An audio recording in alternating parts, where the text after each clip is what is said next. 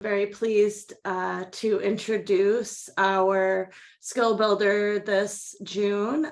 We have Burness here to offer Digital Media Strategy 101. Burness is a global team of communications experts supporting nonprofits and people they serve, dedicated to making social change. And today we have Katie Ellett and Mega Fernandez presenting today. Katie's a senior digital coordinator at Burness, and Mega is a digital strategist at Burness. Thank you so much for being with us today. We're so excited for this skill builder, and I will be very glad to hand it over to you right now. Thanks. Thank you, Phoebe, and thanks for the introduction. My name is Mega, and as Phoebe said, I'm at Burness. I've been here for about 2 years, but I've actually worked in digital strategy and social media strategy for about 7. So I'm really, really excited to join y'all today. And I will pass it over to my colleague, Katie, but we actually do have some intros in our deck as well. But Katie, yeah. Second. Hi, everyone. I'm so excited to be here today to talk to you all about digital strategy.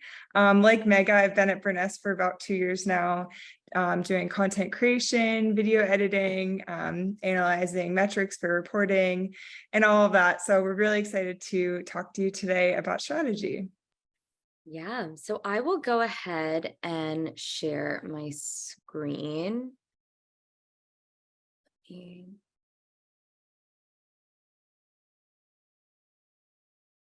Great. Can everyone see my screen? Awesome. Thank you. So as we said, our names are Mega and Katie. We're really excited to join you today. And I know we have only about an hour and we have so much to get through. As we were putting this together, we were like, there's so much we're going to fit in and we're really excited. But because of that, we would love for everyone to just drop their name, organization, and location in the chat. Katie and I are actually both in the DMV mostly, and so we get to see each other in the office most weeks, which is great. But thank you again for joining us. I also want to take a second just to go through our learning objectives for today, kind of what you can take away, we expect to take away after our session. We hope that by the end of this session, you understand the purpose of each social media platform and how digital strategy and employing those different strategies and tactics can help you reach your goals. We'll go through all the elements of a digital strategy, kind of that baseline foundation, and then also how you can build upon that, and how you can apply digital best practices to your work. And what we're really hoping to do today, we know everyone's coming in with probably different skill sets, different levels of experience. That's totally fine. We want to make sure that no matter where you are in your experience with digital strategy, that you have the tools to either enhance the work you're currently doing or get started on some work. So that takes us to our agenda. We're going to do an overview of the social platforms, an introduction to the foundation of digital strategy. So that's where we're really going to go through those foundations and those basics in those first 2 sections. Then we'll go through the principles of good content. So once you have that strategy and that foundation set, how do you create that content that's really engaging, that really draws people in? We heard from Phoebe and from your team that community moderation and engagement, as well as combating misinformation, was really important. So we have a section on that as well. And then we'll also have time for questions. Throughout the training, Katie and I will be monitoring the chat, but if for some reason we don't get to your question during something, we'll definitely have time at the end. So first, we want to go through an overview of the social platforms. And Katie, I'll hand this over to you. Thanks, Mega. So I'm sure that many of you have heard of these main social media platforms and maybe have one yourself or one for your organization, if not many. But the big question is, what is the purpose of each of these platforms and how can you actually determine if it's useful to spend your time and effort on them? So kind of to help you think about this question, we're going to very quickly go through each of these and kind of talk about what their main purpose is. So starting with Facebook, Facebook is great for amplifying articles, stories, sharing your personal experiences, photos, videos, articles, and just any form of longer content. And mainly you'll see the audience is older adults or older adults resharing content. And then for Twitter, you'll mainly see people sharing news, rapid response, responding to trending moments. Posts are a lot more short and concise just because there's a tighter character limit there. And then people post a lot more frequently, like even multiple times a day, just because it is that rapid response. And then the audience is mainly organization, academics, policymakers, and media. And then Instagram, this is the most visual platform. So you'll see a lot of images, video content, reels. It's not as link heavy because you can't really add links to your post. You'll have to add it in your bio for people to go check it out there. And then the audience leans a lot younger. For LinkedIn, it's great for thought leadership, longer form blog posts, sharing the latest research, news, op-eds, and the audience is very professional. And then for all four of these, you can kind of repurpose the content across the board, but you want to be very intentional about that and kind of edit as needed. But you definitely don't want to just post across the board just to post. You want to make sure it aligns with your goals. And then finally for email, this is a lot more scheduled content and the call to action is very straightforward. So something like donating, signing up for something, maybe promoting an event or recapping an event. And it requires a lot more time to kind of plan out in advance. And this audience can kind of vary by organization or what the email's content is about. Thanks, Katie. And yeah, I really love the point that you made about the different platforms. When I first started working in digital strategy, I was like, everyone should be on every platform, no matter what.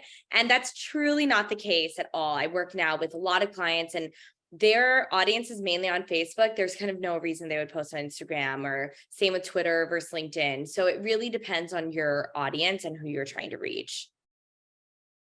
We're now going to go into the foundations of a digital strategy. So we've kind of condensed this down into 5 main points. Goals and measurement. So that's, what do you actually want to achieve? This is really helpful.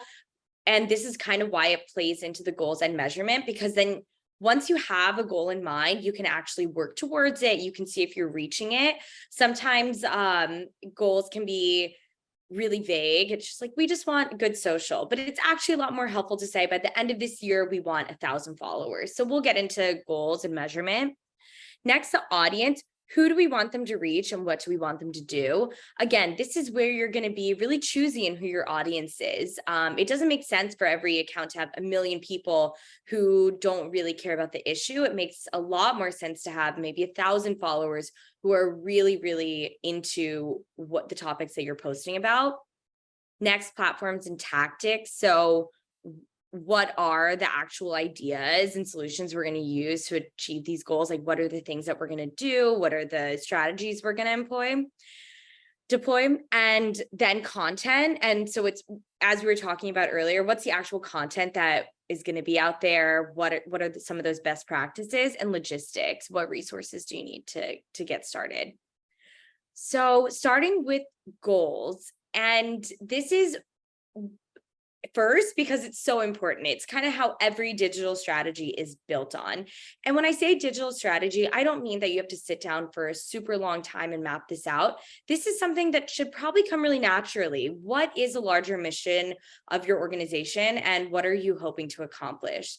So can you give some examples of your mission when you're sitting down in a team meeting, when you're posting every day? Like, what are you actually hoping that people see or that people respond to? What are those goals that can help drive towards the mission? And then what does success look like?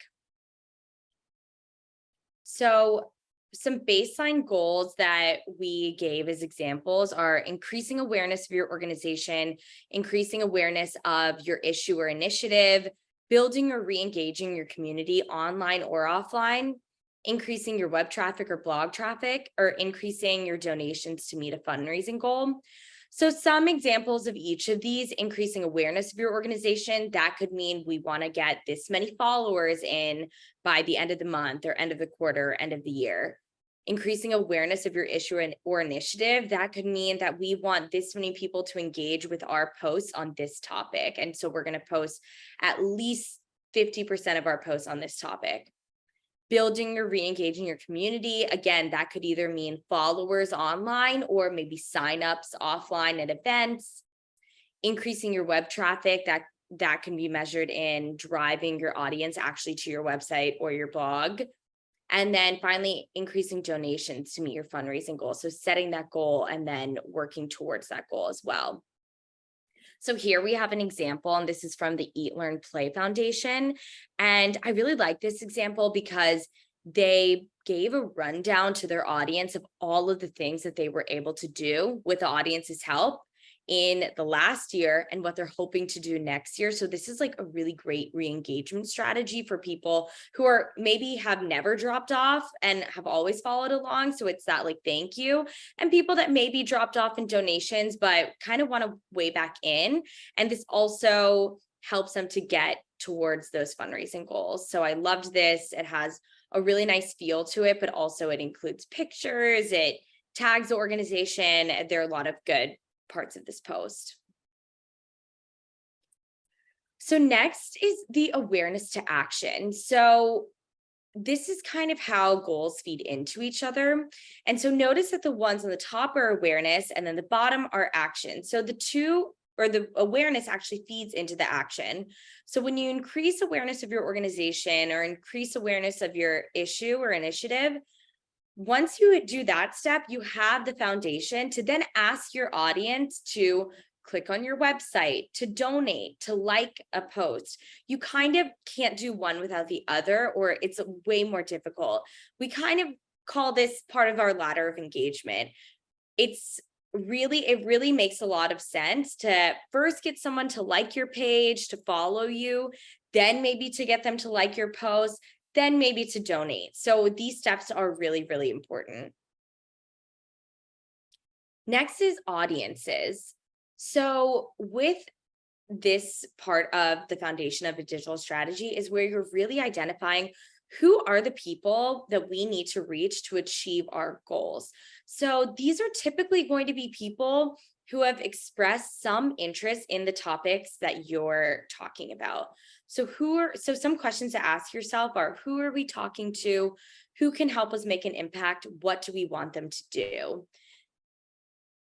So some audiences that we heard may make up some of the audiences that you're targeting are community health workers, hospital systems, community leaders and influencers in Wisconsin, partners, and COVID-19 first responders that you'd like to keep engaging. So this is what we mean about really getting specific with your audience. A lot of times, as I said, it can be a reflex to just want a lot of followers or a lot of engagements, but it actually is a lot better to reach your goals, to really target the people who would be the most interested in what you're posting about and would be the most interested in taking action. You can even get even more specific with location, with age, with specific interests and job titles. So this can mean A, how you're even tailoring and creating your content, and B, if you move on from just organic, which is just a post that you put out into the world, versus paid, which is maybe if you put an ad where you can do some of that targeting. These are some of the ways that you can really narrow that audience down. But first, it's really important to have a good idea of who your audience is. And an example of mapping out your audience to reach your goals, here we have a chart we thought could be useful. So say that your target audience are community leaders and influencers. Something that you might use as a call to action with that audience is sharing locations where a community member could get vaccinated, tested, or treatments. I think influencers and community leaders would be a great person to share information like that. And then The second audience would be community health partners, health workers, and hospital systems. And their call to action would be sharing a website and or resources around what to do if someone you know has the flu, i.e. what symptoms to look out for. You could do some graphic posts there, but these are just some examples of who you want your audience to be and what you want them to do. Next, we get into platforms and tactics. So once you have your goals mapped out, once you know who you're trying to reach, how do you put this all together? How do you reach them? How do you actually move towards those goals? So what platforms do you have available to achieve your goals? These can be platforms that you're currently on. These can be platforms that you think you should be on after you map out your audience. If you are like, we actually really do think that a younger audience who loves visuals would be a really great place for us to disseminate information, you probably want to move to Instagram. So maybe you have a Facebook that you already have, and then you start up an Instagram. So these are some things that are really good questions to ask yourself as you're moving towards this goal. And then what content or ideas can we share with our audience? So this kind of gets into the whole ecosystem of a digital strategy. And something that's really important is to note that the platforms that you have access to might not only be social media platforms, they're also your website and also email, which is what Katie was talking about earlier with your platforms. So these kind of all feed into each other. With email, you can ask your audience to click on a blog on your website, and that blog can have a PS, go follow us on Facebook. And on Facebook, you can have a post asking people to sign up for your email list. So all of the things actually really come together really well. And there are so many ways to utilize all the platforms you have at hand. So even if you're listening to this presentation and you're like, we only have one social media platform, but we do have a really robust email list and we have a great website, that's great. You have 3 platforms available to reach your audience and to reach those goals. So we also provided this digital tactics toolbox of ways that you can use each part of each platform on digital to reach your goals. So on social, it can be creating an account, participating in lives, creating videos, asking your audience to share their experiences. I actually, with a client, hosted a Facebook Live Sunday night, and we barely had to ask the audience to share their own experiences. We got over 300 comments of people sharing experiences about where they could actually get food in their state. And now we're able to take all of that content from the Facebook Live comment section, and we're turning that into a blog that we're then going to send an email about. So that's a really timely, actually, and really cool example of how you can use all of your different platforms for the same goal. So with that in mind, with email and messaging, you can create a new messaging series, a welcome series. You can send one-off emails about something that's going on, maybe an event or something happening. And developing a newsletter, we've seen this work across the board with maybe monthly or quarterly updates. Next is your website. So we see typically people use website for blog series, creating those posts and resources so they can always drive people back to their website, sharing news, posting reports, and including space for people to sign up for your email newsletter to kind of go back to that ecosystem. And then we're going to get into content, which is what makes all these platforms go. So Katie, I'll hand it over to you. Yeah, so for content, as you begin to brainstorm content ideas and actually create your content, these are 2 really important questions you want to ask yourself. 1, why is it important to write compelling content? And 2, how can you effectively post on each platform? And if you can answer these 2 questions, then your content is going to end up being a lot stronger and really help you meet your goals. So then you also, as you start actually creating content, these are 5 really good principles to follow. You want to make it timely, you want to make it engaging, you want to make it accessible, make it collaborative, and make it data-driven. So on these next few slides, we're going to actually show you how some organizations have implemented these 5 principles in their content. So first, make it timely. You'll see in these 3 examples that all of the posts actually have very specific dates and times for this, where you can get a vaccine, or this example in the middle where they were announcing the end of the public health emergency for COVID-19. So this really would not make sense to post at any other point in time because it would be out of date and not relevant. So you want to make sure you're posting in the moment when your content is still accurate and relevant. Next, make it engaging. So instead of having your user just scroll in the feed and potentially like or comment on your post, you want to give them that extra nudge and really encourage them to engage in your post. So these examples on this slide are all really great ways that you can do that. First, on the left, this is a poll, which is a super easy, great way to have someone just click on a response and then they can engage with it. Another way is creating video content, which is a little bit more time intensive, but it's really effective because a lot of times we see great engagement on it and it's very visually appealing. You could also create questions in your posts or really cool graphics, or use something like a meme or GIF like you see down here on the right, which is actually a really cool example of using a clip from a movie, Home Alone, to show why it's really important that you should get your booster shot to knock out those new variants. So all of these will really help users stop scrolling in the feed and engage with your posts. The next one, make it accessible. So when we talk about accessibility in digital content, we are not only talking about a really small group of people, but we're actually talking about billions of people that we're leaving out of content when we don't consider accessibility and we're creating. So this is something that we actively need to do to make sure our content reaches more people. And if you actually think about just the way you experience social content, maybe if you're on public transportation, you don't have headphones and you're just scrolling through Facebook, Instagram, looking at a video, and it doesn't have captions, you're likely just going to scroll right past it because you won't be able to understand it or digest that information. So it actually benefits everybody when we use accessible content. And it's not only the right thing to do, but it forces us to make better content. So on these examples on the slide are just a few ways you can do that. You can add alt text to the image to describe the text that's on it or what's being pictured.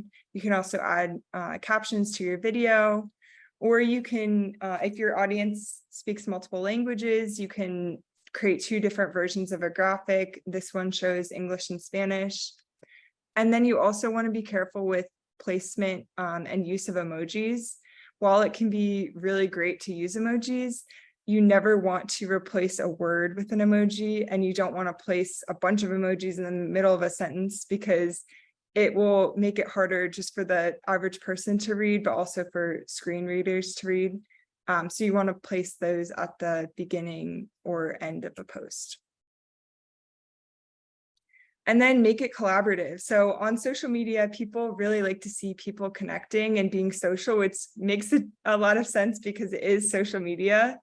So instead of always just posting about your organization, you want to try to create content that lifts up partners, grantees, even community leaders, which these 2 examples do a great job of. They took some photos at an event and then they tagged people on social, which is something that you should always think about when you have an event, a conference, or any type of thing where you have a group of people gathering together.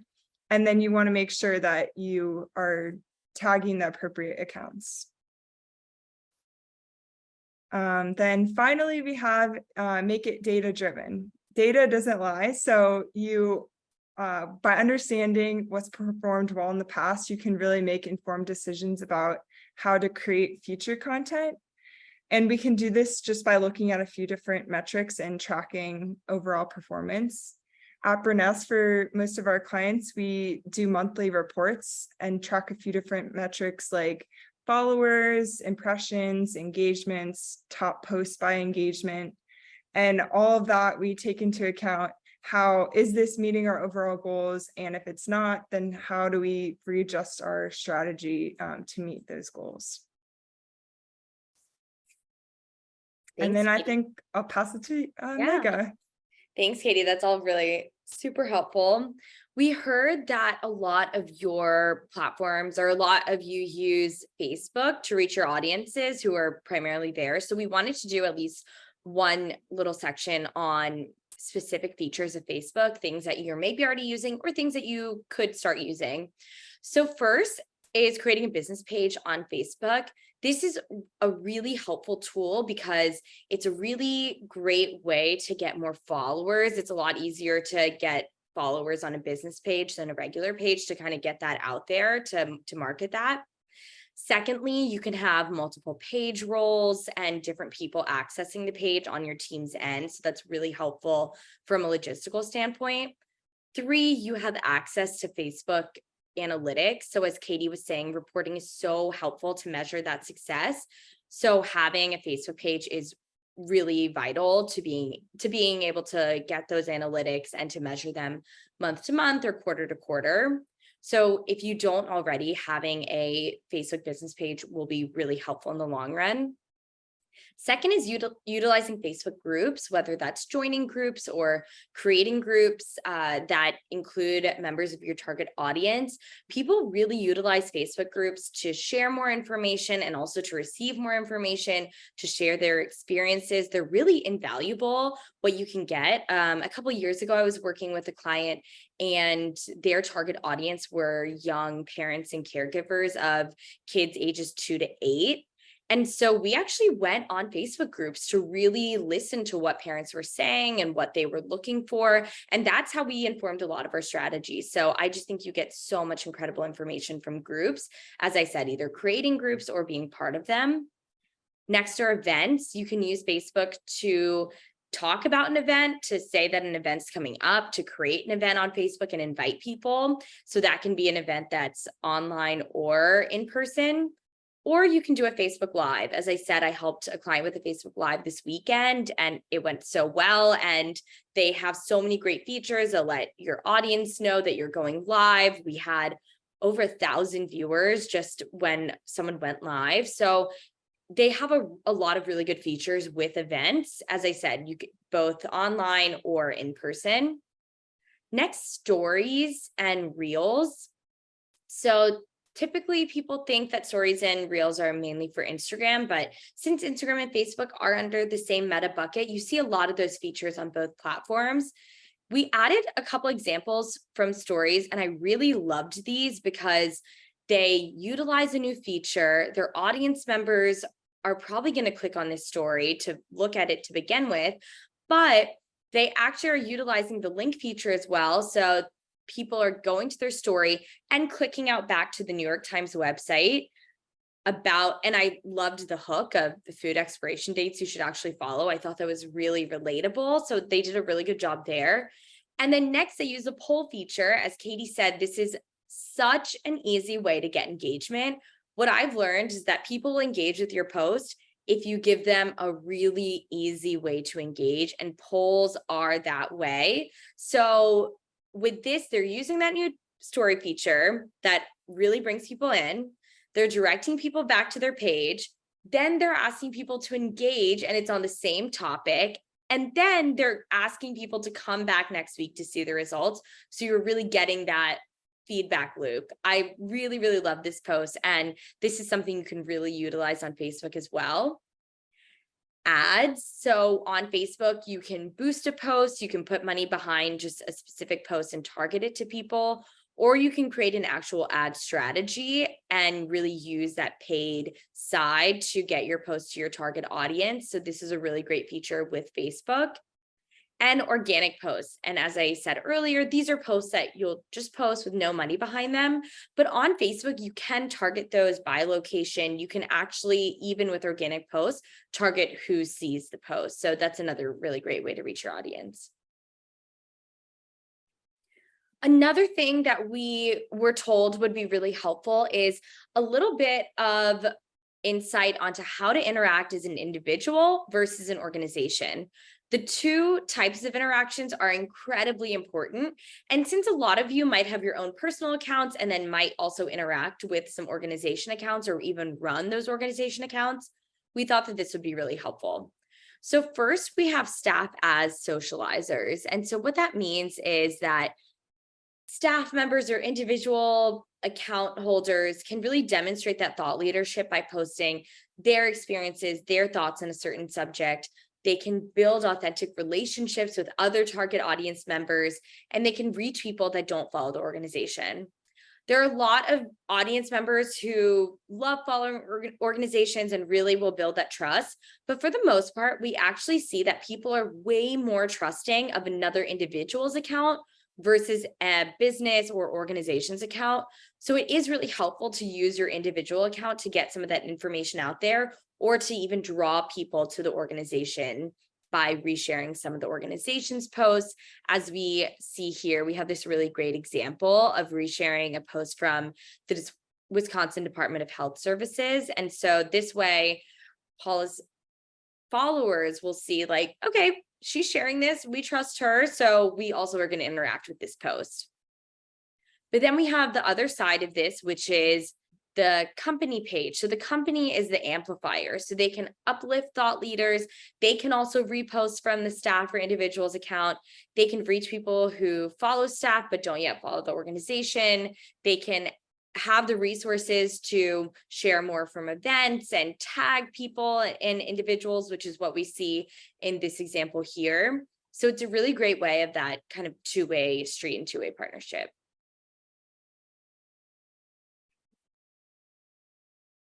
Thank you, Mega. So in addition to what we kind of just discussed, we wanted to talk about ways that social media can really support your work.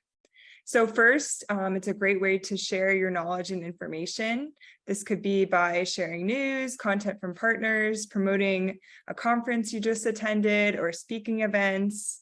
It could be to foster relationships. That might be to find and recruit new staff, grantees, investees, celebrating your colleagues or investees, and just engaging with others' content. And then finally, it's an incredible way to learn from others. There's a lot that you can take back to your own organization just from following others, joining groups, following pages, and just reading news articles on social. So make sure that you use all of these to leverage your own organization and support your work. And then I know at this point in the training, you're probably a bit overwhelmed because we've thrown a lot at you and there's a lot to remember. So to make this a little bit less overwhelming, we have this scale here of different ways you can engage on social depending on how much time you have. So on the left, we have things that will take you a minute or less to do. These are light lifts, things like following and connecting, reacting to a post, reposting, sharing a partner's resource. Maybe that's something from a toolkit that's actually like already created for you, and all you have to do is post it. And then in the middle, we have things that might take you about 2 minutes, give or take a bit, but replying to comments and mentions, or just commenting on a post. These won't take you too much time, but it might take you a little bit of time to find the post or think of a 1 to 2 sentence reply. And then all the way at the other end of the scale, we have heavy lifts. These are things that are 3 minutes or more because you're actually creating an original post, using features like endorsements, stories, polls, lives, maybe Twitter chat, and sending a direct message. These will take a little bit more of your time and effort to produce, but whatever you do on this scale, you should try to mix it up per day, per week, because all are really valuable and important. So if you have less time 1 week, it's totally fine just to go with the lighter lift tasks. And then if you have a little bit more time, you can do the medium or heavy lift tasks, but just mix it up as you go. Yeah, exactly. It's a really great point. And next, we're going to get into community moderation. So as some background, when I actually first started working in digital, I did community moderation full time. So I would read comments across social media platforms all day and respond to them. It gave me a lot of thick skin. I can now read anything on the internet, basically. But I learned really just how important community moderation is and how important it is to put into your into your platform. So first, just get into what is community moderation. It simply means engaging with your audience across platforms, and this can include responding to positive comments, deleting or responding to negative comments, reacting to posts, speaking with audience members via direct message as the page. And these, as Katie just described, can be anywhere from a light lift to kind of a heavier lift, but they are really so important because you gain a lot through community moderation. First, audience engagement. As you engage with the audience and give the audience that feedback, they are more likely to continue engaging as well. So responding to comments will make your audience feel seen and heard. By showing them that you're listening, this could lead them to want to engage even more with your content, share with their networks, and learn more about your organization. Next is trust. So moderating comments by deleting or responding to negative comments shows your audience that, again, you're listening and actively cultivating a safe space for them to share and engage. And filtering these comments helps maintain a really authentic page. I was actually giving a presentation recently, and during this section, someone raised their hand and they said, I was looking at Sephora's Instagram and they had a model on their page that some people in the audience didn't like. They had negative reactions towards the model and they were posting kind of horrible things. And Sephora as a page was responding back to them. And that really shows the users that they're not going to stand for any negativity on their page. And they really are going to go with what they've presented online, which is being a really safe space for anyone to use their product. So I really, really like that example as a way of building trust. And the person who gave this example said, I'm going to keep going back to Sephora's Instagram. Maybe you want to follow them. So you really get that there as well. Action. So engagement from your page helps to foster further engagement from the audience. So if someone is commenting on your page, they're already showing interest in your page. And so by responding to them, it could help them drive them up that ladder of engagement that we talked about. So from posting a comment to signing a petition to actually attending an event. You could actually also gain new audience members. So by engaging with your current audience, you can attract more people in your current audience. More people in your target audience. So as you continue to engage both with comments on your posts, someone who may not follow you might see those and be really attracted to your page. But also it could be really helpful to scroll through your Twitter feed, scroll through a hashtag on LinkedIn, and reply to other people that you might want in your target audience. Reply to some of their posts, some of the things that they're putting out that are on the same page with your topics or what you post about.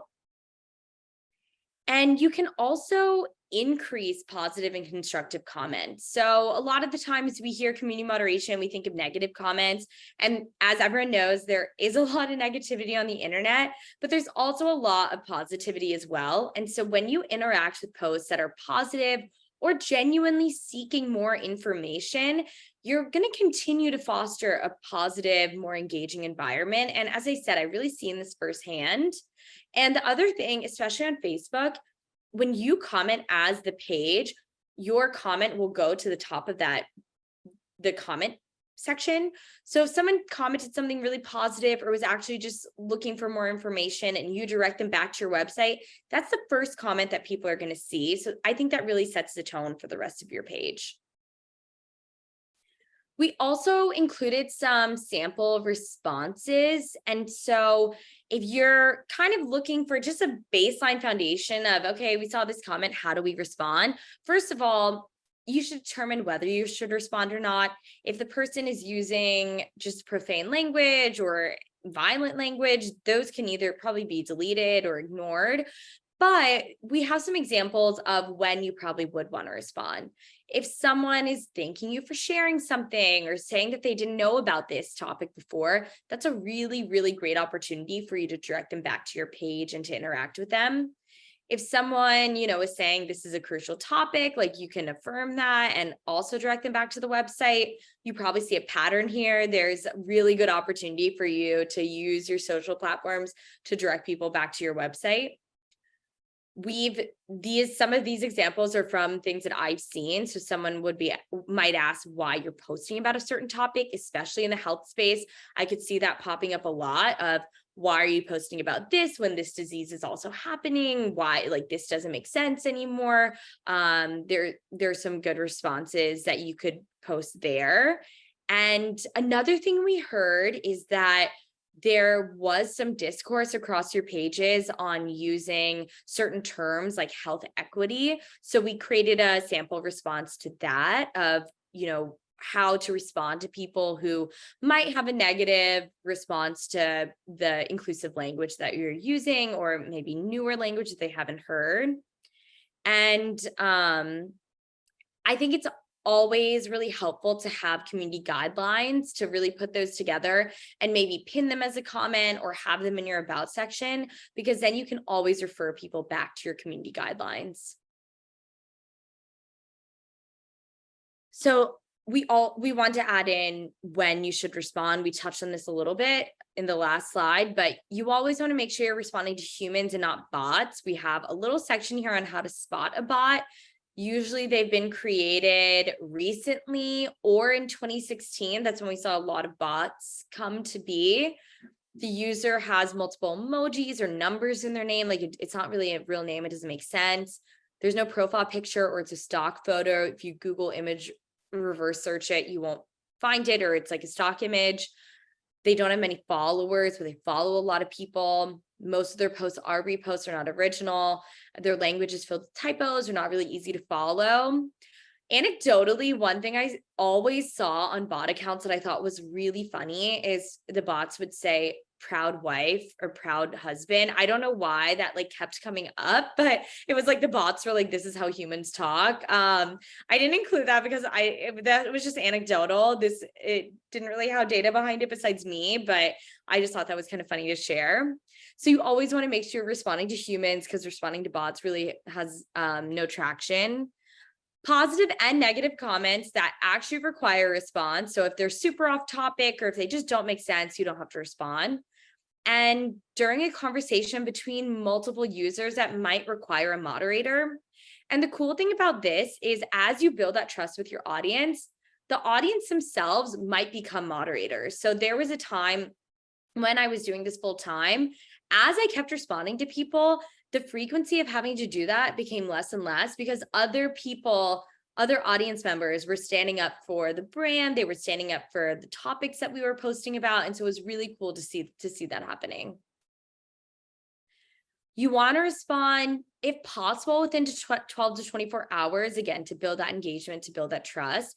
And because then you're getting closer to when the person actually posted the comment. You want to get as close to 100% response rate as possible, but know that there are some comments that you won't respond to. And a response, again, like we talked about, that scale can even be a like, it can be a heart, it can be something really quick, just to make that user feel seen. You want to respond from the organization's handle, because that legitimizes your response. And as we talked about, brings that comment to the top of the section for some platforms. So now that we've talked about when to respond, what to respond, we'll also get into combating misinformation. Yeah, thanks, Mega. And actually, some of what you talked about will follow into this section too. But while we talked about a lot of great things that come with social media, there also is unfortunately misinformation and harmful content out there that you want to watch out for. So in this section, we're going to talk about how to identify that and determine what is real and what is not, and if you should engage with it, which it sounds like you talked about misinformation a little bit in the previous training too, so that's great. So first and foremost, you want to know the content itself before you actually share it. So you want to read the full article, watch the full video, and think to yourself, is there anything that doesn't seem right? If there are a bunch of images in the post, you want to look at all of them before sharing and see, is there anything wrong? Do you disagree with anything? If they're asking you to click a link, make sure you click it and see where it takes you. And then finally, you want to check the source. Is it a reputable news source, or is it a source that maybe you've never heard of that gives you a little bit of pause? And one thing that's great that some platforms are actually doing, like this example with Twitter, they're giving you a notification that says, like, if you haven't read the article, you might want to read it before you share it, which is great. But if it doesn't give you that pop-up, you should also do that internal check before you're sharing something. And then on the next slide, you want to know your sources. So have you heard of the person or organization who shared or authored the content? If it's a person, are they from a reputable organization or company? Who are they engaging with? So who are they retweeting, reposting, or collaborating with? And do you know of those people? And then is this person or organization's account real? So this is a great example of President Joe Biden, two different accounts that maybe at first glance, they both look real, but if you actually click on it, kind of like Megan was saying about how to determine if it's a bot or not, you want to look at the name. So this one on the left, obviously it says President Joe Biden so-called, which is a huge red flag. And then if you look closely at the photo, it's kind of awkwardly zoomed in. And then the cover image is a little bit weird. And it has less followers than this other account. And if you read the bio, it's pretty unprofessionally written. And it actually says, this is not Joe Biden at the end. And then the final thing you'd want to check for is kind of just the content that they're sharing. Is it appropriate? Is it relevant to what you think that they would be sharing typically? And then just kind of go from there with your best judgment. And then finally, on the last slide, verification and does it still matter? So in the past, this has been a really great way to determine if an account was reputable and trustworthy. But now with everything changing, you can actually pay for this check mark on a lot of platforms. So you can't really use that as a sole purpose of determining if an account is legitimate or not. So you want to go through all of those other questions and do a manual check yourself to make sure the content that you're sharing is okay and that it's not misinformation. And I think that actually brings us to the end. So I don't know, Mega, if you have anything to add before, or if any of you have any questions, we'd love to answer them. Yeah, thanks, Katie. No, I just wanted to say thanks everyone for joining, and we do have a bit of time for questions. So if you have any questions, feel free to either come off mute or drop them in the chat.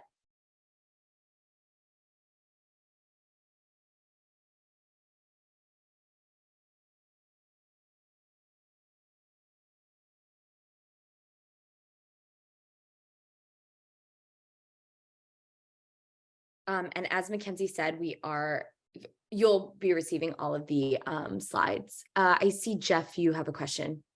Sure. Sorry, I got a little distracted during your presentation because I got a lot going on in my office No today. problem. My question would be, hopefully you didn't cover this and I missed it.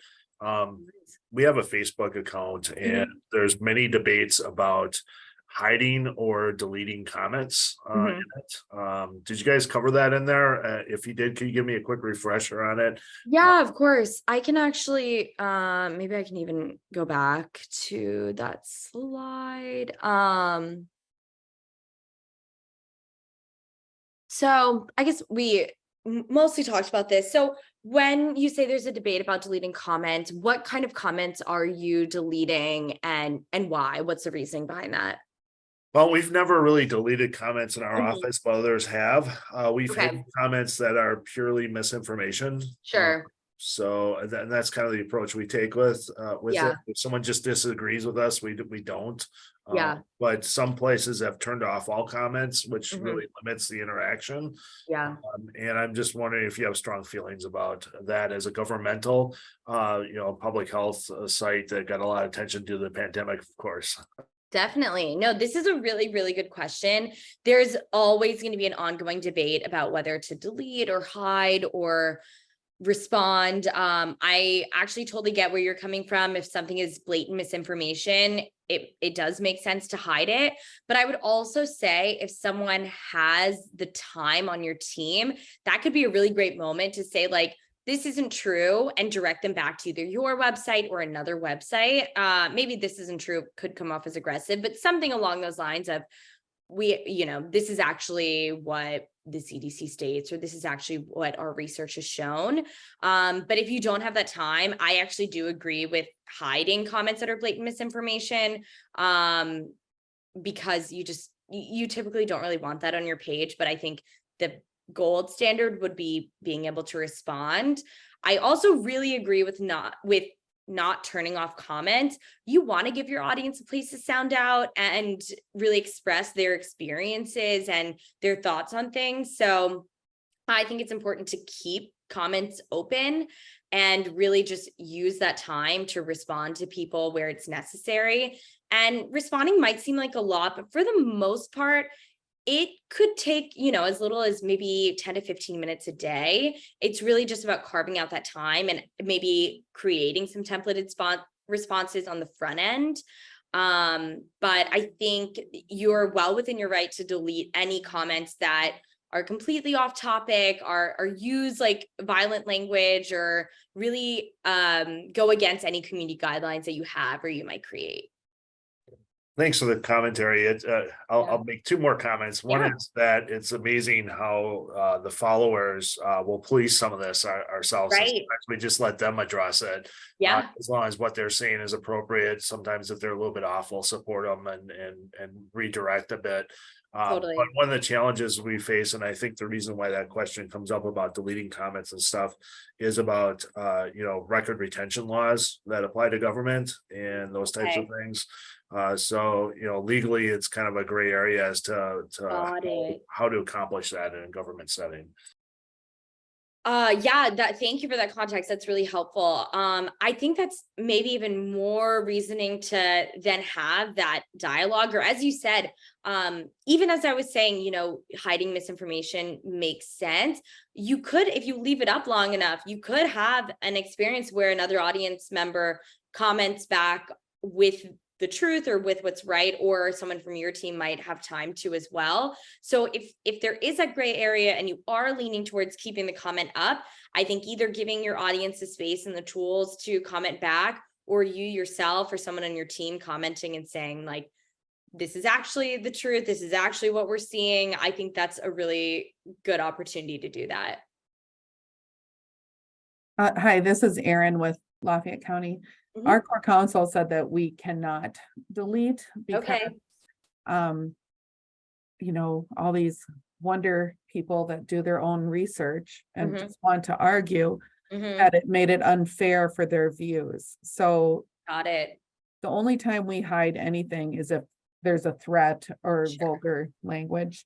Sure. Otherwise, we leave it up and hope for other people to comment, or we comment like, thank you for your thoughts. Please see this link for whatever. Right. That's really helpful. And I think that's totally the way to go. I also know on Facebook, there is a way that on the front end, you can have a setting to where if someone comments any of the words that you lay out, it won't even appear. Like if they comment a vulgar word, if they comment a slur or something like that. So I can follow up with a screenshot of where to go for that, because that kind of helps on the front end. The comment just doesn't even post to your page if it uses any of that language. Great, thanks. Yeah, I don't know if that would fit in the gray area, but it wouldn't be deleting a comment. So, and again, you could even have some community guidelines. That's like, if you use profanity or slurs, like your comment won't be shown. So people kind of have a heads up about that. But thanks for sharing. That's really helpful.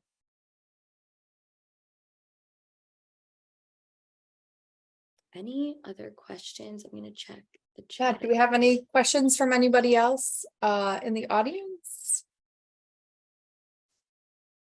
Otherwise, I'll just ask maybe to get y'all one more question here. Wondering like if a lot of folks maybe don't have one person that's dedicated to comms, and so it's like an additional part of their job. And so, is there, common missteps or a couple places to start? Where would you recommending like starting, or things that you shouldn't? So those are kind of two questions, like things you maybe shouldn't do or things you really should do if you're starting, this is a second duty and not your main job and not really well versed in this kind of stuff.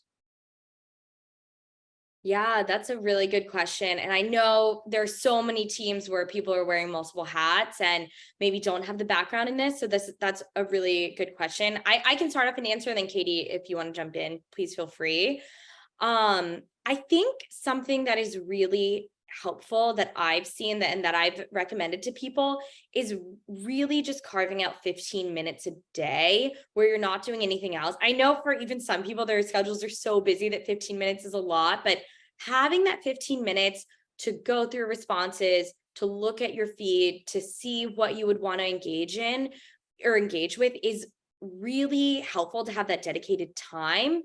But even to start out, I think something that's really helpful is going through pages that you think are performing really well or are attracting the audience that you're also hoping to attract.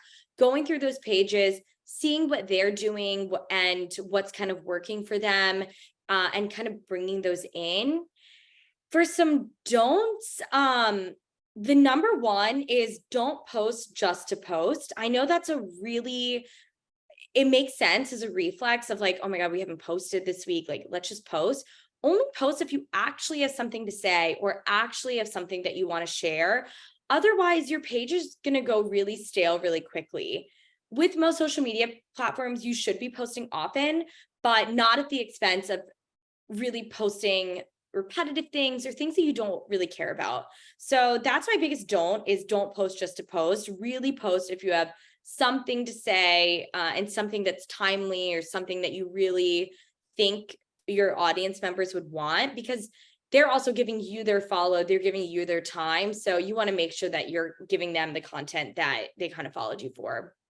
But Katie, is there anything else you want to add? Yeah, I was going to say first, just to help, you can definitely refer back to that scale of like different things you can do if you just don't know where to start. But also if you don't have time to create posts, maybe in like a slower period, you can create some evergreen posts that can be posted whenever, just about maybe your organization's main mission or information that you typically would put out that's not going to become irrelevant. And then in the moment, you can just post things that come up, like current news, like the public health emergency ending. That is something that you definitely want to put out there in the moment. But other things like sign up for the newsletter, that can be posted kind of whenever. But yeah, when I'm going through doing some social monitoring, I like to block out time, like Mega said, like in the morning or like right before lunch or after lunch or at the end of the day when I'm just scanning through. And something that I found really helpful on Twitter is I create these like Twitter lists that actually have like groups of like maybe partners or other organizations that the organization that I'm doing the monitoring for would want to retweet, quote tweet, or engage with. So then it makes it a lot easier to just scan that feed instead of looking at your general feed of all these different organizations. And it's kind of an overwhelming amount of content. But yeah, that's been really helpful. Thanks, Katie. That was really helpful.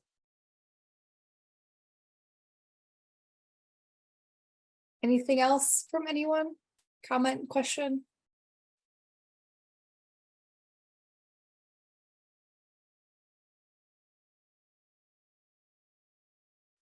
Otherwise, we will share their slides later. And I appreciate the two of you being here and doing this today. It was so much information and really, really good information. I hope that our community here finds it super useful. Thank you so much for having us. Yeah, thank you. Great. Thanks. Thank you. All right. Bye, everyone. Bye.